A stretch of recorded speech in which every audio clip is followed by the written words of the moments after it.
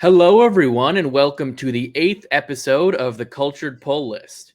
In this episode, we're going to be talking about the first 8 issues of the comic The Authority, which is one of the first movies that is going to be in the new DCU, the first chapter of the DCU. So, yeah, without further ado, let us get into The Authority.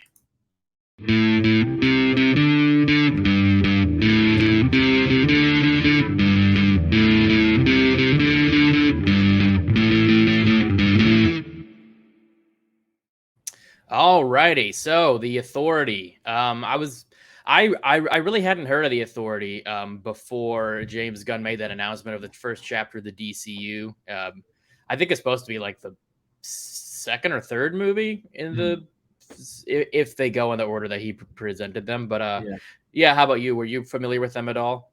I'd heard the name Authority, and I remember like a couple of years ago there was a comic book called Superman and the Yeah, Authority. I don't know if it's yeah, connected in any way or not, but yeah. if you remember, do you remember anything about DC 5G? They announced it, but then they canceled it a couple years later. I remember hearing about it. It Yeah, was I kind of think. like a reboot kind of thing. Apparently, that was going Yeah. to revolve around the Authority pretty heavily. So Oh, interesting. Okay. yeah, Yeah. So I did some research, and the Authority it started out being part of Wildstorm, Mhm. which is a company co-founded by Jim Lee, along with Yeah, Brandon Choi. It was they founded it in 1992, and it was actually one of the main studios that founded Image Comics. Mhm. It was kind of the same idea as Image Comics, like artists having more control over their work, Mhm. kind of thing. But Jim Lee ended up selling Wildstorm to DC in 1998, Mhm. which is also the same year that the Authority was created. You know, it first came out. Right. And yeah, but DC still published it under the Wildstorm brand, at least for a little bit. Mhm. But eventually, the Authority characters were kind of folded into the main DC Yeah. universe in 2011 with the New 52. Mhm. And like some of the characters were kept the same, some were changed around, but it wasn't the same as the Wildstorm incarnation, really. Right. But they have interacted. Like apparently, Midnighter has interacted a lot with Nightwing Yeah. and some of the other Batman characters, which is kind of, I mean, it makes sense. I feel like they fit together pretty well. Mhm. But it would actually be kind of cool to see these characters interacting with more DC Yeah. main DC characters. Like we saw a little bit of that in the comics, but it's going to be interesting to see that in live action. Mhm. But just kind of since these aren't super popular characters, so most people probably aren't super familiar with them. So I'm just kind of gonna like introduce the characters real quick Okay. because apparently these characters, a lot of them had already appeared in Wildstorm comics in the Oh, okay. past. Um, like half these members were in Stormwatch, which was like the Mhm. previous like main Wildstorm comics superhero team. They had Okay. like a bunch of branches too, like Stormwatch Black and Stormwatch Prime and stuff. Mhm. But yeah, so I guess it's kind of starting from the top. That winged woman is named Swift, and she's kind of like Hot Girl, to be honest, but Mhm. she can kind of turn her like hands and feet into like talons, which is interesting. And she Mhm. seems to have like enhanced senses. And then the guy in the purple is named the Doctor, which is kind of funny, if you're Mhm. familiar with Doctor Who. But he's they kind of make a big distinction that he's not a magician, he's a shaman, but he's kind of Mhm. like a Doctor Strange, Doctor Fate kind of character. Okay. And then there's Jenny Sparks, who is, even though she kind of brought them together later on, she isn't really the leader, but in these stories, she seems like the leader. Mhm. But she can basically, she's basically Electro. Like Okay. she has electricity power that she can turn it into pure electricity. Mhm. But her personality reminds me a lot of John Constantine. Okay. And she's British too, which so that kind of leads into that. But the guy with the white hair, his name's Apollo. Mhm. He's kind of like Superman, like very strong, fly and everything, but he has solar based powers. So he can like shoot solar energy. Mhm. And then there's Midnighter, who is very much, he's kind of like Batman and Punisher put together in a way, but with his own stuff, because he's got Sure. enhanced reflexes and everything. He seems like he's like very enhanced intelligence.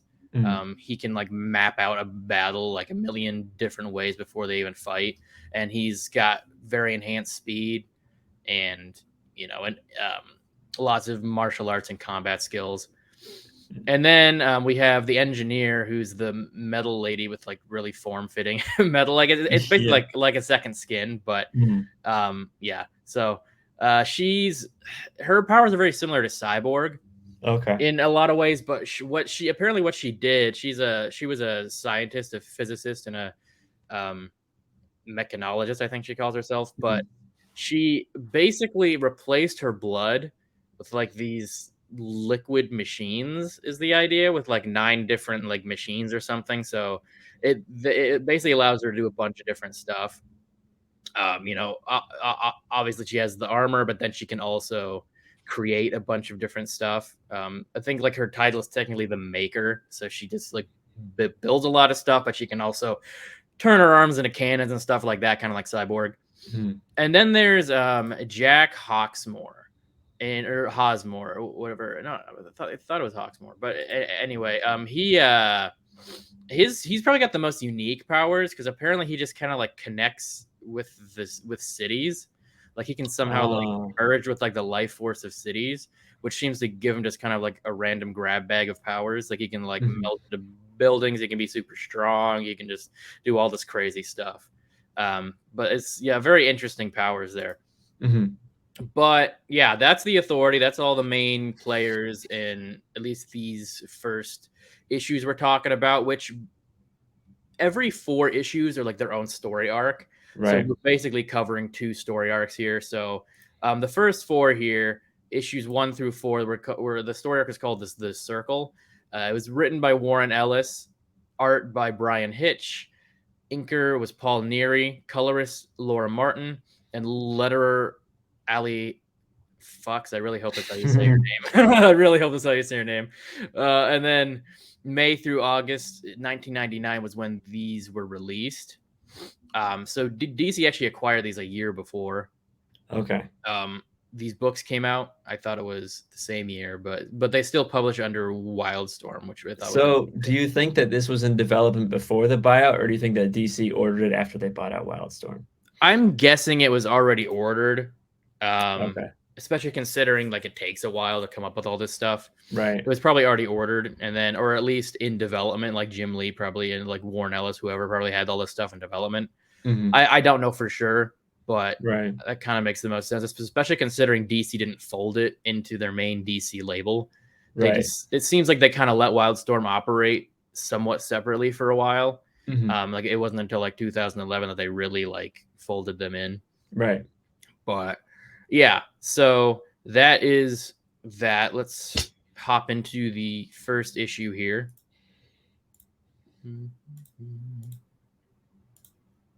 There we go. All right. So this first issue begins with Moscow being totally decimated by these black clad, super powered beings. They're just like a whole army of them, and they just like totally level Moscow.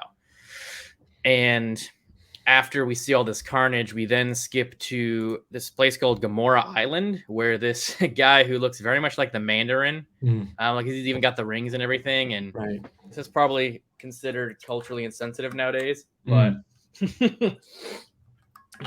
yeah, he basically explains kind of his whole plan. It seems like he's kind of talking to himself, but he basically does like monologues, and explains how he and his 3 brothers took over Gamora Island, and like became their rulers, but basically, and then he killed his brothers and mothers, like to be the sole ruler, basically.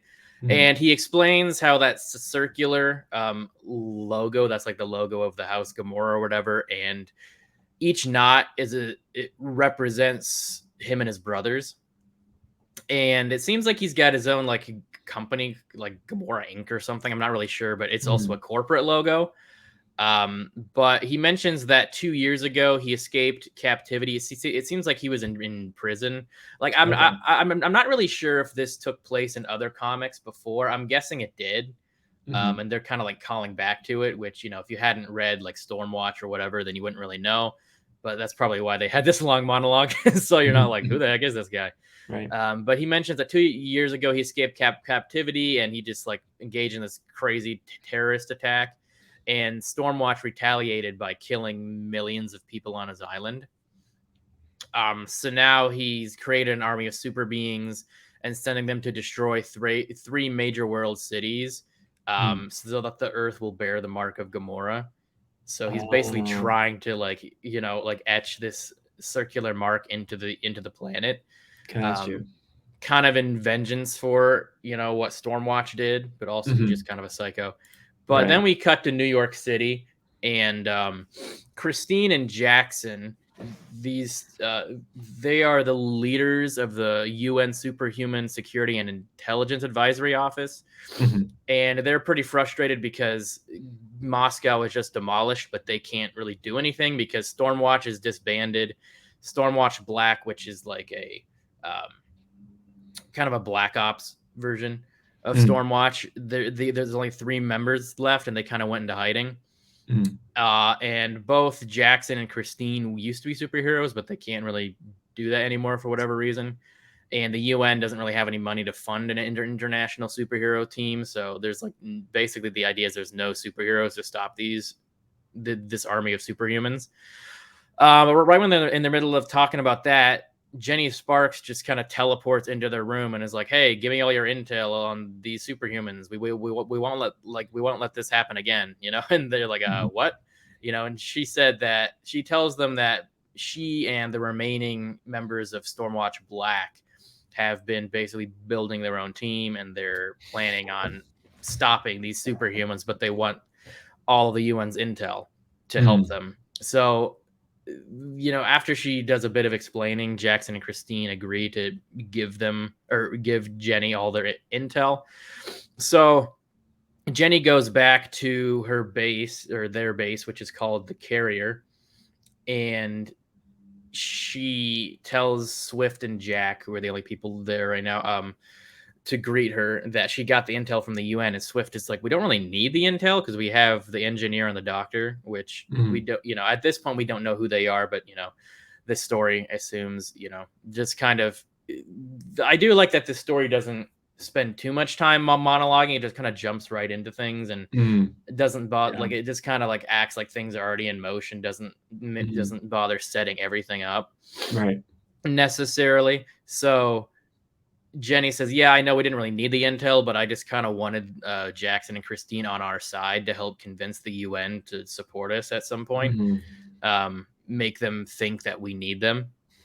So Jenny then sends Jack to go to Moscow, and he connects with the city. And there's this interesting part. I don't have the picture for it, but when he connects to the city, his nose starts to bleed, Oh. seeming to kind of, you know, represent he's like kind of being affected by the damage the city has undergone.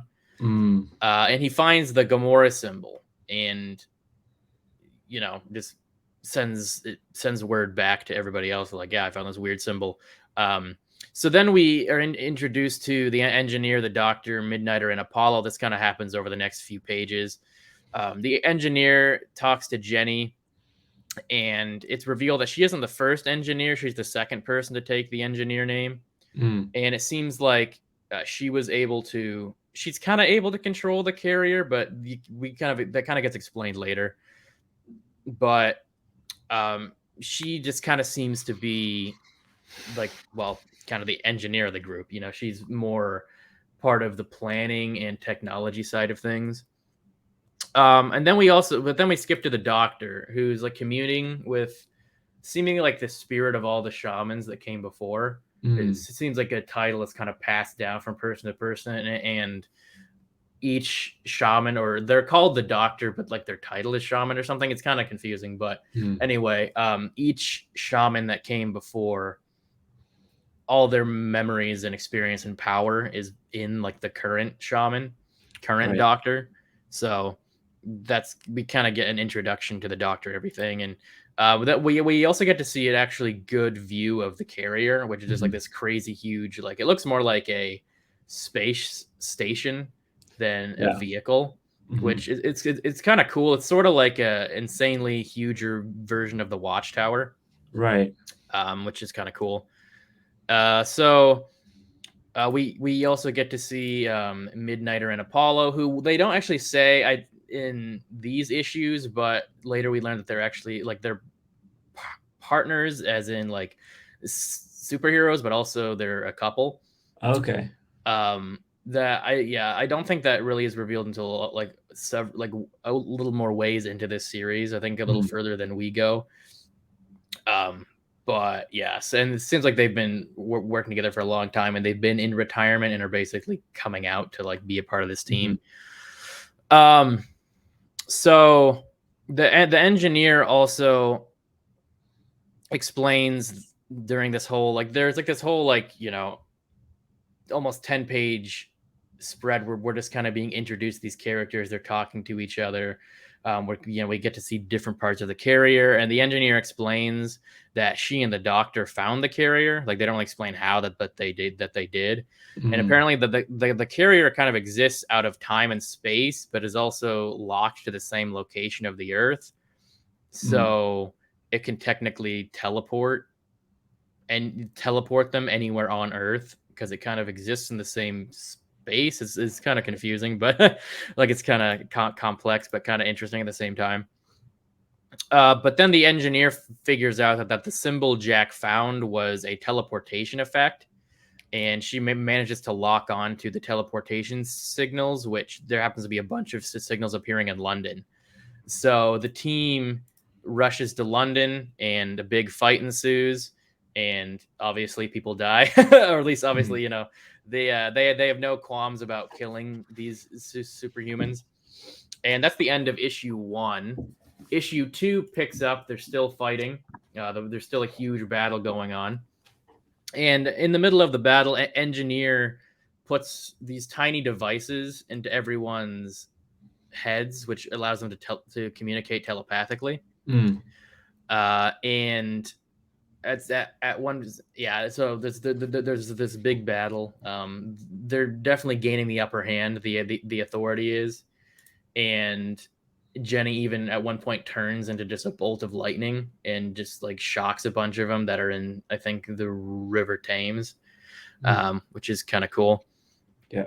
But since the battle is turning against the superhuman armies, the Gamora armies, turning against their favor, they all start to teleport back to their base.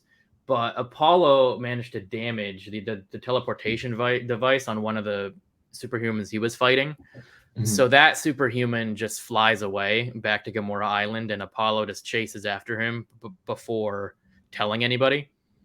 Um, but yeah, so all the superhumans teleport to Gamora Island, and once all the surviving ones get back, that bad guy, which I don't even think did I even say his name? His name is I don't Kazin think so. Gamora. Yeah, his Okay. name is Kazin Gamora. So I guess yeah. So Gamora is his family name, but so Kazin Gamora gives the order to uh, turn on the force field for the island, which seems pretty impenetrable. And it's the rest of the authority is able to just follow the teleportation signals to Gamora Island. And Jenny sees that force field is up, and she's like, "Go!" Once Apollo hits that force field, he's gonna go splat. Like she's seen similar force fields kill superhumans of Apollo's caliber before. Mhm. So, but he's going way too fast for him to just stop.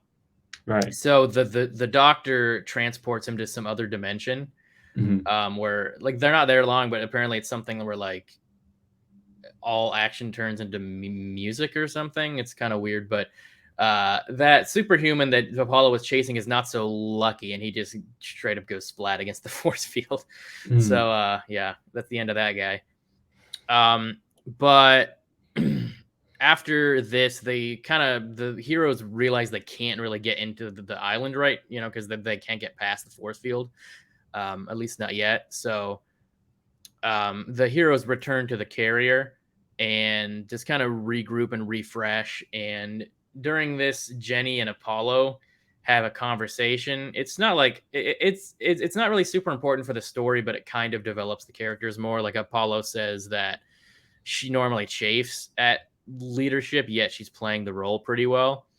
Mhm. And she explains that bad things happen when she leads teams and bad things happen when she doesn't.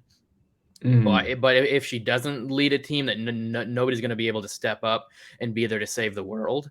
But then she also Right. says something which I feel like is kind of going to be more important as the series goes on. She says like, and there's going to be nobody to change it, Mm. to change the world. So it Right. seems like there's a little more of an agenda there than just being heroes. Um, but anyway, moving on to issue 3, after the whole battle in London, some of the heroes, Swift and the Doctor, go and help some of the civilians, help take rubble off of civilians, rubble that had collapsed on top of people. But once everybody gets back to the carrier, Apollo asks Jenny like how the heck they're supposed to get past this force field, and she explains that the carrier is going to be able to actually transport them onto the island, Mm. uh, past the shield, because they can basically open doors to anywhere on Earth. Right. And also, Engineer has figured out that the knots on the Gamora symbol will line up on Earth with Moscow and London, and the Mm. third knot is going to be Los Angeles. So now they know where the last attack is going to be. Now back on Gamora Island with Kazan Gamora, he's trying to figure out exactly who these people are, who the Authority is. He knows Jenny Sparks, Jack, and Swift because they were on Stormwatch, but he doesn't know the others. But while he's in the middle of pondering this, he receives a video call from a someone from the UN Special Negotiations Team, who's also joined by Christine and Jackson, and they're basically trying to contact him to get him, negotiate with him to get him to stand down. And he Mhm. basically he explains the plan that he already kind of monologued about earlier, that it's in response to Stormwatch, which was in response to his terrorist attack. And basically his plan is just kind of revenge, but also he like eventually the UN um special negotiations team member says, why are you doing this? Like, why are you making, like, he does explain that he's trying to cut his symbol into the earth, and he says Mhm. like, why are you doing this, man? And he says, because I can. So he's a yeah, he's a bit crazy. Mhm. So then we cut back to the Authority, who are in their conference room trying to figure out exactly what their plan's going to be. And Jenny decides that she's going to send Midnighter to go to the actual island and gather intel, as well as try to shut down the force field. And the rest of the heroes are going to go to LA and try and stop the impending attack. So as they're leaving for their personal, for their assignments, Midnighter asks the engineer like what controls the carrier, like Mm. what's flying it. And Right. she responds that they don't really know exactly what it is, but they think that it's alive Mm. and it seems to control itself. It's locked onto Earth's three-dimensional location, and it's chronal precession, which just means that like time passes at the same time on Earth as it does on the carrier. Mm. And she says that they could take control it if they take control of it if they wanted to, as long as they don't leave Earth. So after that whole conversation, that kind of ties into things later. Midnighter heads to Gamora Island and he picks a fight with an army officer who happens to be from the Superhuman Strike Force. So the issue kind of leaves him there in the middle of fighting this guy. And then we go to the Authority, who has landed in LA just as this huge wave of superhumans um, shows up. They get there Mm. like just in the nick of time. So the next issue picks up with Midnighter beating the crap out of this guy, and Mhm. it's kind of interesting. This isn't the first time. I think in issue 2 he did this as well, but he basically explains that he's already played the fight over in his head a million different ways. So Mm. there's like no way he knows exactly what he's going to do, and he can execute it with like insane precision and speed. So there's no way this person is going to beat him. Right. um, which kind of is interesting. It kind of shows his powers and reminds me a little bit of Sherlock Holmes, the Robert Mhm. Downey Jr. version. Yeah. It's kind of cool that like I feel like there's an opportunity to really do some cool things with that in live Mm. action. Yeah. But back to LA, the heroes begin fighting, but the doctor hesitates, and he kind of goes back into his head and is communicating with the spirits of the previous shaman again. And he says he isn't ready, and reveals that only 2 months ago he was a junkie who, I guess he always wanted to be a shaman, but he was just a junkie with too many books. They don't really explain how that made him a shaman exactly, but the shaman experience, the shaman spirit explains that he is the earth shaman now. It's like it's his duty to protect the earth. Right. And he says that the power is inside him, as long as like all he needs to do is just take it. So he ends up doing just that and unleashes like this huge display of magic power. And he turns like half the enemy force into like these little black shards, which then turn into trees, which is kind of interesting. It seems like a lot of his powers depend on turning things into other things. Right. Which was probably the distinction between, being a shaman and being a magician or something, or a sorcerer. But Apollo begins to be overwhelmed. That's a bunch of these superhumans just tackle him, and he's barely able to fight them off. So Engineer tries to help and lend him support, but she kind of freezes and she says like she isn't a soldier, she's an engineer. She doesn't know what she's doing really. But after a telepathic pep talk from Jack Hawksmoor, she is able to figure out how to basically send the machinery inside her into a web of like small knives outside of her, and it just kind of shreds a bunch of the superhumans. So it seems like she's like way more powerful than she thinks she is. She just doesn't really know how to use all her powers yet. She's still learning. Right. But back on the island, Midnighter actually discovers a huge cloning machine in the middle of like Gamora Tower. This seems to be Kaizen's base. And he relays word back to the team through their telepathic link and says like this is how he's able to just pump out so many superhumans for each attack. But then Kaizen Gamora just kind of comes out of the shadows and says that he actually used the genetic material of his brothers and his mother to make these clones. And he just kind of like this guy really does seem to like to monologue, because then he keeps bragging about, they're never going to defeat him. His island is the terminal point of the world where the earth revolves from, which seems to give Midnighter an idea. So he opens a door and goes back to the carrier. And he actually figures out a way to move the carrier to the island and basically just crashes it into the island. So the carrier just totally destroys the island and everybody on it, who seemingly there's like innocent people on there. So yeah, that's a choice. But it does defeat Kaizen Gamora. But Midnighter really seems to get some glee out of this. And he, like, as the carrier is crashing into the island, he says, "I love being me." So definitely a little bit of a sadist there. But then back in LA, the heroes vanquish the villains, and Swift.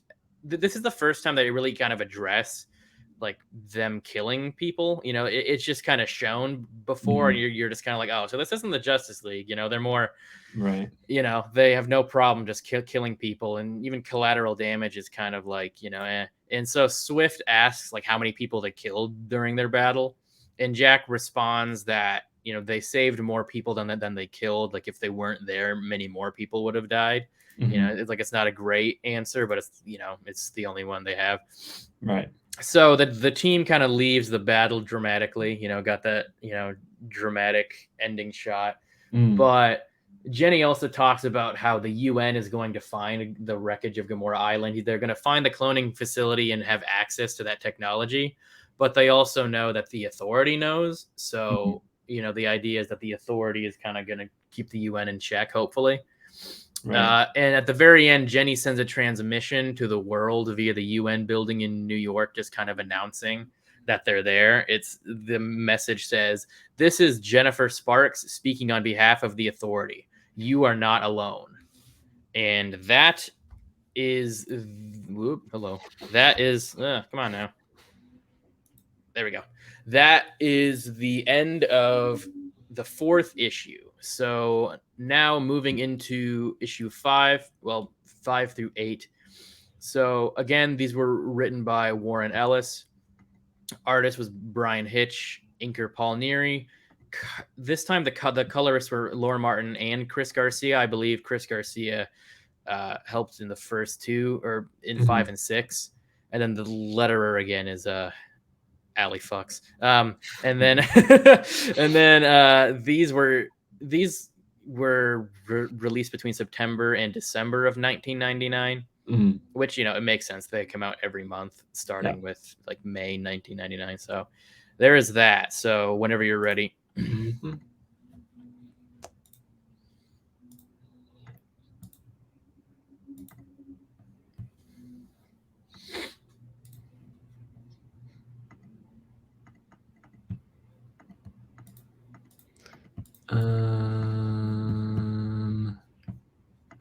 Okay. There it is. Okay. Percent. Oh, there we go. Oh. Are you seeing this tab on top or not? Let me. I think I have to add it to the stream. There we go. Okay. I can see your mouse. That's the only, but like that doesn't really matter. Okay, cool. Okay, yeah. So this is actually the last slide. So let's fix that. We can just start from the end and go backwards. Yeah. It'll be like a memento thing. Yeah, right, exactly. But then we definitely, yeah, right, exactly. Yeah. Yeah, all right. So issue 5 starts on a alternate version of Earth, and it'll go into explain this later, but I'll kind of touch on it now just for narrative's sake. Yeah. Basically, it's this Earth where aliens showed up in like the 1500s, and the government was open about it, and they just kind of changed society. But so in the modern day, and then I guess it would be the 1990s, the aliens have kind of breeded with the humans, so they have this kind of half race, and they kind of mentioned that society is kind of stagnated. It's the word that they use. And so they're just kind of like not really doing anything. And I don't know if they mention how this is, but the aliens specifically are dying off. So the people, I guess their genes are sort of taking over, and there's less and less aliens. And so like we need to war to expand. Well, yeah, so that's where this is. The opening page is kind of like there's this human king, and he's like freaking out because he hears this voice. Oh, okay. And, yeah. So this isn't the 1500s. This is like the 1990s, but like you said, it's stagnated, so it's just kind of stayed there. Right. Okay.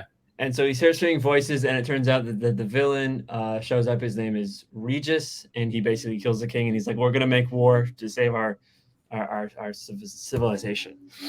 And so we cut to the carrier. They're kind of floating through the ocean, and it mentions, like, it doesn't really bring this up, but it's the Mind Barrier Reef, where it's just like all these dormant telepaths, I think is the word they use. I don't know if they're dead or like what's going on, but they're just a bunch of like, they're just chilling down there. Interesting. Yeah. Okay, yeah, and they're basically talking about, like, to the engineer, she's basically mentioning like what she did beforehand, and she's like, "Well, I just kind of went around and just like lived in bars and stuff, bar hopping, you know, just degenerate stuff." And so she's like, "Yeah, I didn't really have a whole lot going on beforehand." So the aliens show up and they start fighting in I don't know what Earth this is, but whatever Wildstorm Earth, the Los Angeles of that world. Yeah, and it mentions right beforehand that it was being rebuilt, obviously, from the last story we just read. Right. But then they're attacking it again. Poor LA, man. Jeez. yeah, specifically like LA and then London were like, oh my gosh, we're the other one. Stories. Yeah. Anyway. Yeah, so the authority shows up, and Jenny recognizes them because apparently these aliens came to this Earth in the 1920s. And so it mentions that Jenny Sparks. Oh yeah, yeah, yeah. That's something I forgot to mention. Jenny's been alive for 100 years. Right. So yeah, that's kind of important, I guess, to this. Yeah, the aliens showed up on this Earth in the 1920s. They kind of hung around until the 1950s, and then they sort of just mysteriously disappeared. And I don't know if it ever really explains why, but everyone on this Earth basically just assumes that they just died. But they went back to their own Earth, and then they're attacking this one. Yeah, and so for most of there's kind of a formula with these issues. Is that there's a lot of talk in the first half, and then mostly action in the second half. So I sort of made a collage here just to kind of all the action. And so there's like on the left there are these are the alien spacecraft, and then over here this is the U.S., and then down here is the doctor kind of turning one of the alien ships into a bunch of roses. So very cool. Yeah, and then this is actually cool. It was the inside of one of their ships. It was sort of like, oh my gosh, yeah, that's cool. It is really cool. So it's like the alien technology mixed with like 1500s, just what was happening in Europe at the time. Yeah. Yeah. So anyway, Jenny Sparks, she kind of sends out a radio signal, and she's like, "Hey, everybody, I recognize you. Go tell your king that to just leave us alone." Obviously these people don't recognize them, but the king does it later. Yeah, and then so it ends with more violence, and this is the next issue. Regis is walking through a graveyard with his subject with the name YNGVI. I don't know how to say that. Oh yeah. Anyway, who's also an alien. Yeah, they're both aliens, right? Yeah. And then basically he reveals his plans. Basically, is to take over the Wildstorm Earth and basically essentially turn it into a rape camp. So they just like kill all the men. Fun. Yeah, and just impregnate the women so they can continue their race. Yeah. And so as every good civilization does, that's just right. Exactly. And then so Jenny was like, well, I need to talk to my ex-husband. So it turns out she was married to one of these guys Interesting. at some point in the past. So he's like assumed to be the only one of his race, although we know now that the race lived on. So yeah, they meet with him, and I don't think he really says a whole lot to them, but basically just revealing the story I told about how the aliens came in the 1950s and all that. But while that's happening, the rest of the Authority are attacked on the carrier, and they're not strong enough to hold them back. They barely hold them back. I think actually they're losing, and then the others come back, which are Engineer, Swift, and then Jenny. They come back and they kind of save the day at the end. But they're fighting and they're losing, and they at the I don't remember the aliens' names, but their race basically manages to knock out Apollo, and so that's surprising. Yeah, it is. And they show up, and I like this panel over here where she's just shooting a bunch. Yeah, she just yeah, but they basically just barely survive the attack, so they're able to then track the location of their Earth specifically, but where on their Earth through the doors on the carrier, because there's like magical dimensional doors that they can jump through. Yeah, that's what the carrier does. Yeah, and so they manage to. Most of the Authority goes back to this Earth, and there's this kind of Independence Day shot of them blowing up Buckingham Palace. But Apollo stays behind because he's recharged, like you mentioned, by solar radiation. Yeah. And so basically they chuck him out of the carrier, and as he's like free falling, he gets enough energy to fight the aliens that are there, while everybody, the rest of the Authority basically goes and destroys all the aliens on the other Earth. And so we get these panels with... what's that guy's name? The city guy? The guy who can... Jack Hawksmoor. Jack Hawksmoor, that's right. And so Jack and the Midnighter are fighting, and it seems like Regis is going to kill the Midnighter, but at the last second, Jack shows up through the road and explodes Regis, which is really cool. Oh, that's cool. Yeah. Yeah. Oh, I have two of those panels. This one's closer, so you can get a better look at it. Nice. Get a good close look at all that gore. Love it. Yeah, exactly. And so basically they find out that the aliens' main base is in Italy. And so the doctor is like, well, I can spin the rest of the world, but I can make Italy not orbit with it. So it's standing in place, essentially causes everyone in Italy to freeze and then explode, which is nice. So yeah, the rest of the Earth continues its orbit, but Italy doesn't, and so it explodes. And Jenny's basically down here, she's basically transmitting her message to all of the aliens on Earth. She says, like, we can go base city to city and kill you, or you could just like behave. We're the authority. And it ends on this panel. Yeah, this is the last one. It ends on this panel, which is kind of what you mentioned in your story. But they kind of mention now, like, oh, we just changed the world, and that's really cool.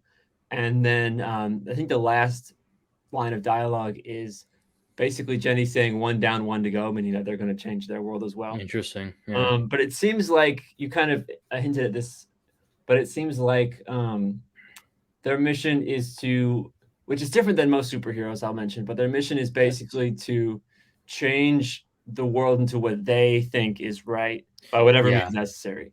Yeah. So it's going to be really interesting to see how that is implemented in the live action. Yeah, absolutely. Yeah. So what were your thoughts? I'm assuming this is the first time you actually read an Authority comic. Yeah, I was familiar with Midnighter. He showed up in some of the Grayson comics, but yeah. Overall, I wasn't super familiar with him. This story specifically, the writing wasn't great, but I enjoyed it overall. Yeah. It seems almost like, I know that this term gets thrown around a lot, but it seems like it relied too much on the shock factor.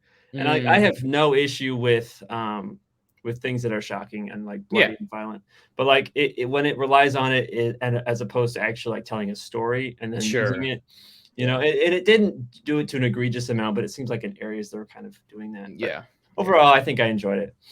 Yeah, I think for me, I think I enjoyed I did enjoy the first, like the circle story, like you said, the writing isn't like amazing. I think the writing's really good when it comes to like the Authority and like their character development. And I like how it doesn't, you know, it kind of reveals who they are as characters through the story and through character interactions, as opposed to like monologue and exposition dumps. Right. When it came to the villain, I thought the villain was kind of weird and one dimensional. The like Kazan or whatever. And if I were to guess, it seems like the first couple arcs were just going to be like one-off villains until eventually like it revealed that like they're the villains in a sense. Like, I don't know. That's what it seems like it's going direction.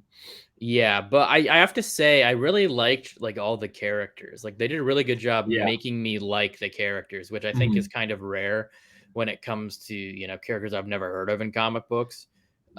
So I thought that was really cool. I liked all of them, and I was really like, what made me it did pull me in this story. I think mainly just because I kind of wanted to see what these characters were gonna do. You know, like the story itself isn't like super inspired. You know, it's like, oh, these cities are being attacked. You know, the world's being attacked, kind of thing. It's kind of basic and a bit generic, but the way that it go, they go about it, and also it's not just your typical superhero team. I'd say it's somewhat similar to Watchmen, but a little less jaded and I don't know, cerebral, I guess. Like it's not trying to be as much of a deconstruction of the genre as Watchmen was.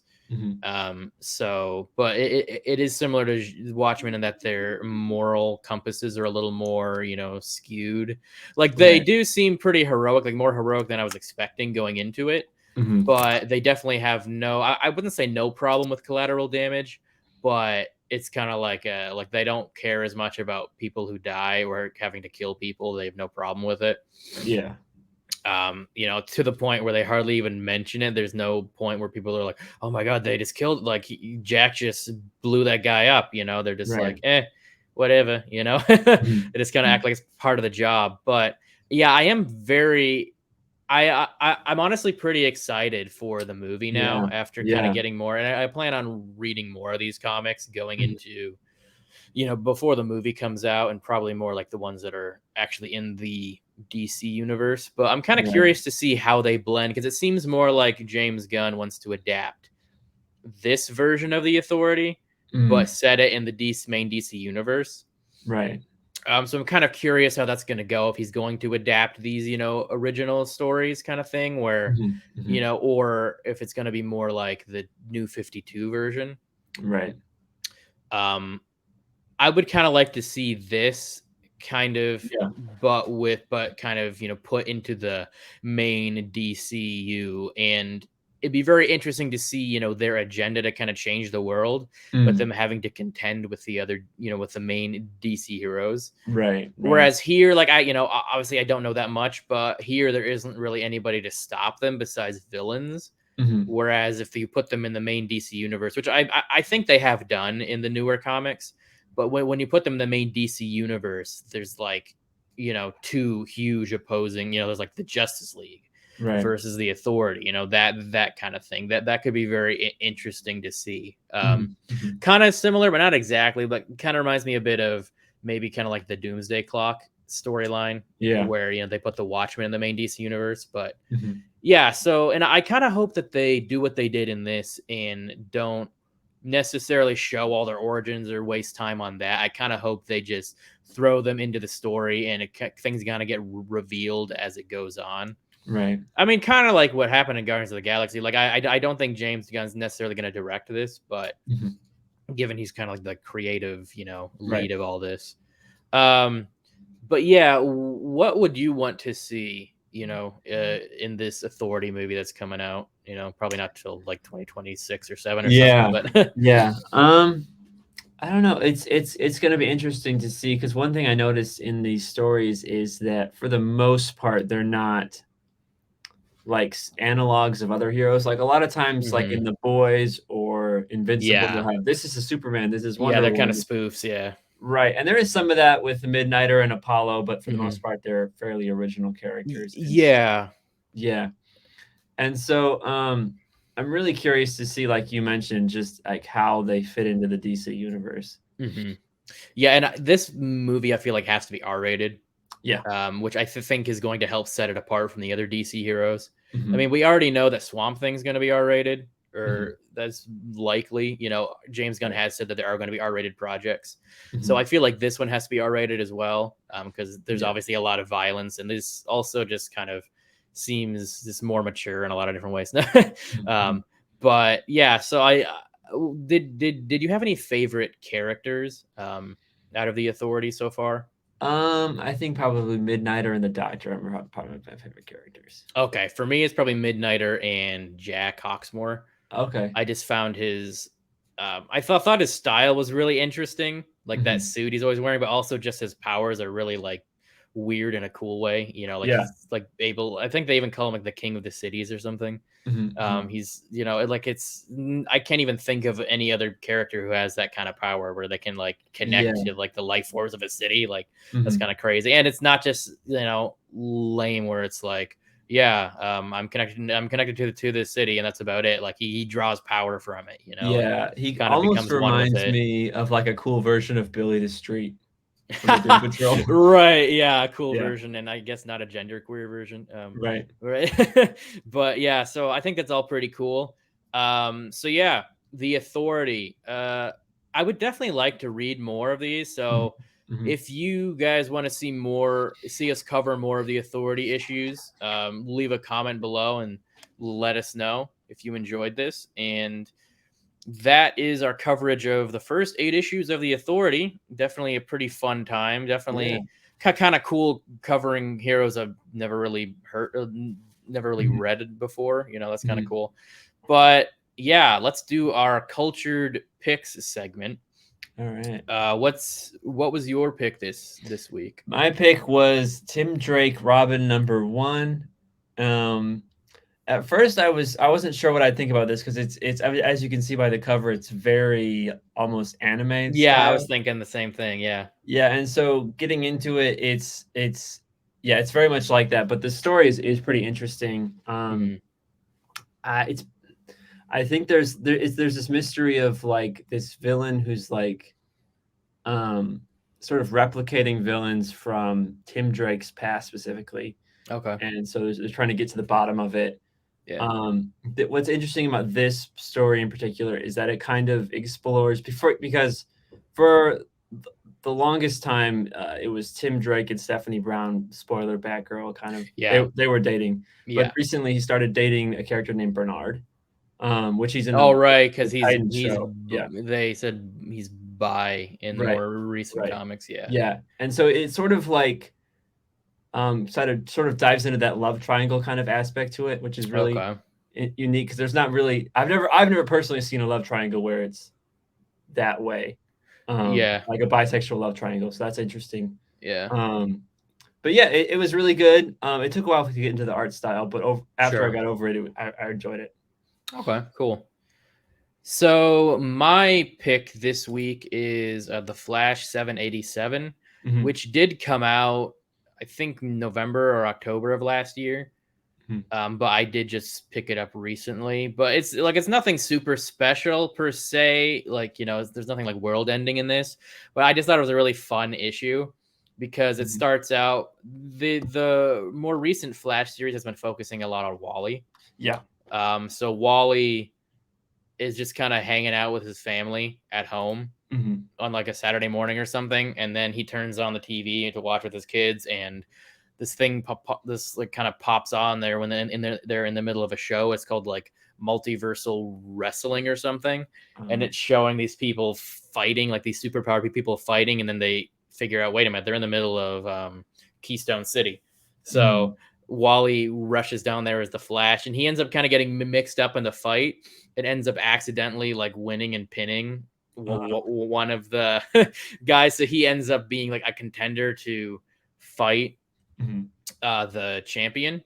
But then like some other things ensue, and what ends up actually happening is he ends up teaming it, like kind of accidentally fighting alongside the champion to mhm, fight this other guy that was supposed to fight the champion. So then they're like, oh, well, it's time for a tag team round. So then mhm, they end up being like, a duo it's this purple like Hulk Hogan mhm. looking guy, which is he's a really fun character too because he does seem like a spoof of Hulk Hogan. It's kind of funny. Okay, yeah.